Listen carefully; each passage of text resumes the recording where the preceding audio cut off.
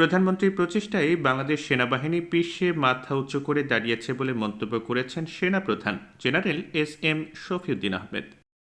শনিবার সেনা প্রাঙ্গণ মিলনায়তনে সেনাপ্রধানের বিদায়ী দরবার ও মতবিনিময় অনুষ্ঠানে তিনি এই কথা বলেন।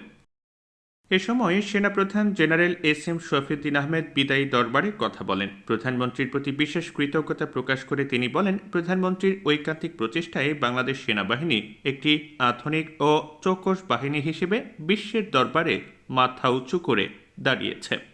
সেটার নেতৃত্ব দেওয়ার সৌভাগ্য দিয়েছিলেন। তার পরবর্তীতেও তিনি আমাকে সর্বপ্রকার পৃষ্ঠপোষকতা, সহযোগিতা এবং প্রয়োজনীয় দিক নির্দেশনা দিয়ে গেছেন, যাতে করে বাংলাদেশ সেনাবাহিনীর আধুনিকায়ন হয়, উন্নয়ন হয় এবং আমরা আমাদের ফোর্সেস গোল 2030 অর্জন করতে পারি। সেই প্রেক্ষাপটেও আমি মাননীয় প্রধানমন্ত্রীর প্রতি কৃতজ্ঞতা জানাচ্ছি এবং আপনাদের সকলের পক্ষ থেকেও আমি মাননীয় প্রধানমন্ত্রীর প্রতি কৃতজ্ঞতা জানাতে চাই।